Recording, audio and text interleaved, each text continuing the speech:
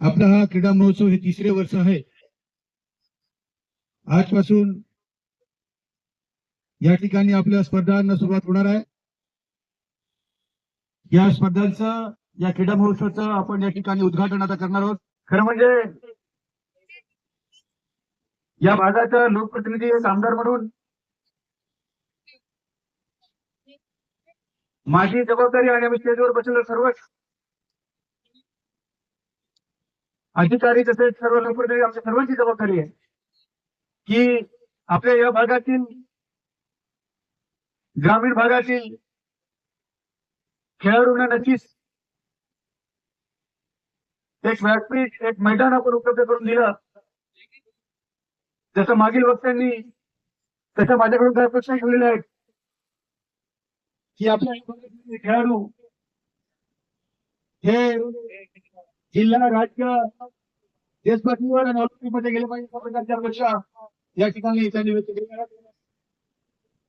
फक्त एक कार्यक्रम म्हणून किंवा फक्त खेळ म्हणून किंवा स्पर्धा म्हणून नाही, तर आमची पूर्ण टीम आहे. या टीमचा हाच उद्देश आहे की नक्की कुठे ना कुठे आमच्या डहाणू तालुक्यातून असे एक दोन तरी असे हिरे चमकले पाहिजे, सगळे करून आम्हाला त्याचा अभिमान असला झाला पाहिजे. आणि तो उद्देश आम्ही ठेवलेला आहे. या ठिकाणी क्रीडाधिकारी साहेब आहेत, त्यांनी आता त्यांचा मनोगत व्यक्त करताना उल्लेख केला की डहाणू आणि तलासरीमध्ये हे दोन क्रीडा संकुल हे 2019 मध्ये मिळून तेव्हापासून आपण पाठपुरावा करतो. त्यांचं पण खूप सहकार्य आहे. आज ते पालगाव या ठिकाणी आले.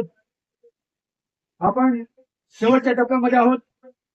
काही परवानगी घ्यायच्या मला साहेबांना मी हे सांगू इच्छितो की आपण, तुम्ही आणि आम्ही होता, आपण ज्या त्या ठिकाणी मोठा बोलून आपण त्या करून घेऊया आणि लवकरात लवकर त्याला डहाणूमध्ये 2 क्रीडा संकुल होतील.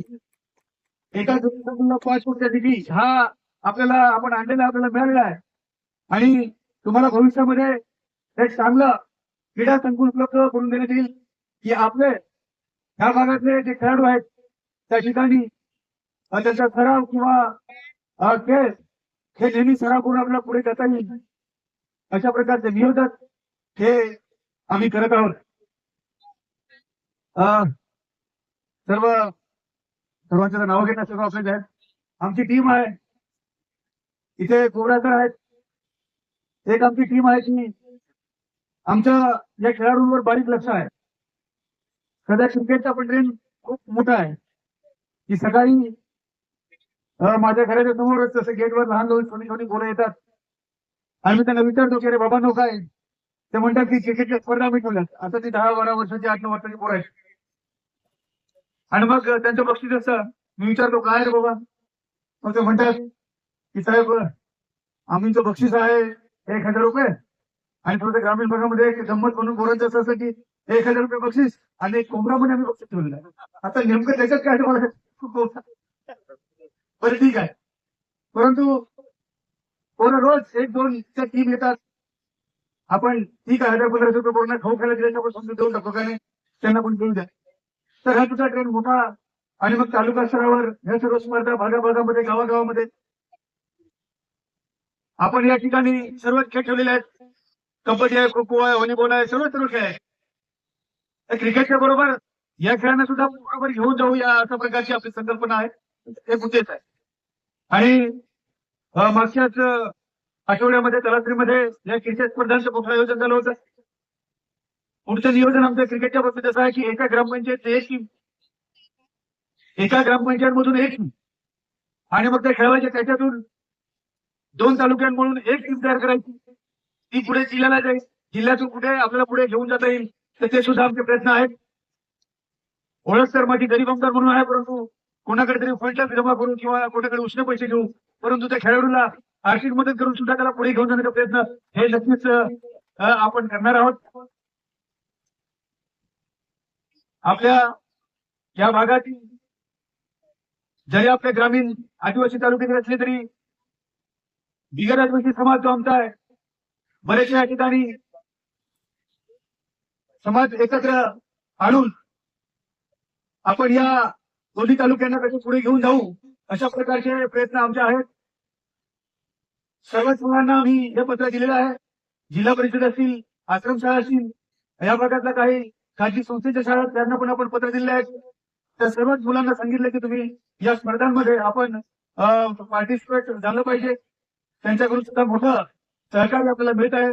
या गेल्या दोन वर्षामध्ये आपण ते सर्व पाहिलेलं आहे. आणि या ठिकाणी ह्या स्पर्धा जवळजवळ 4 दिवस चालतील. मुलांना शैक्षणिक क्षेत्रामध्ये आणि क्रीडा क्षेत्रामध्ये एक घरून ठेच त्यांनी घेतली पाहिजे, अशा प्रकारचे यश प्राप्त केलं पाहिजे, हे प्रयत्न आपले आहेत. त्याचप्रमाणे या भागातील जो शेतकरी आहे, जो कामगार आहे,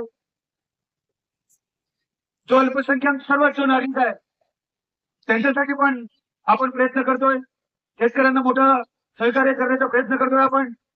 आणि म्हणून तुम्ही आठवड्याभरापूर्वीच आमच्या शेतकऱ्यांचं आंदोलन करायची पाहिलं ते आम्ही ढोल देतो सरकार दरबारी की बाबा आमच्या शेतकऱ्यांच्या काही मागण्या आहेत त्या तुम्ही पूर्ण केल्या पाहिजेत. ही सर्व जबाबदारी आपण पार पडत असताना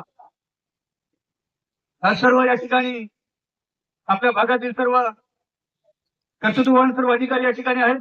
चांगल्या प्रकारे काम करतात. एक लोकप्रतिनिधी म्हणून मला सुद्धा त्यांचं खूप सहकार्य होतं. सर्व अधिकारी वर्ग आणि स्वतः मी, आपली सर्व टीम आपण या भागासाठी काम करतो. मागच्या वेळेस आपण या ठिकाणी विधान परिषदेचे आमदार सचिन आयुक्त यांना बोलवलं होतं. त्याच्या आदल्या वर्षी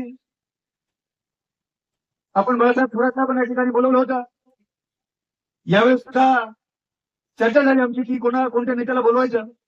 आमच्या टीमला मी सांगितलं की यावेळेस आपण कोणत्या नेत्याला बोलवायचे नाही, तर आपल्या सर्व अधिकारी काम करतात रात्री दिवस, त्यांना या ठिकाणी आपण शेतकरी बोलवायचं अशा प्रकारची आपण यावेळेस भूमिका घेतली.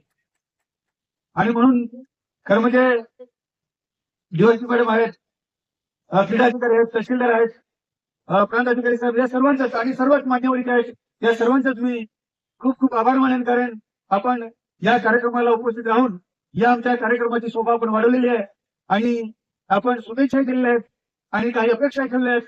नक्कीच त्या पूर्ण करण्याचा एक आमदार म्हणून मी प्रयत्न करेन. इथे थांबतो. धन्यवाद.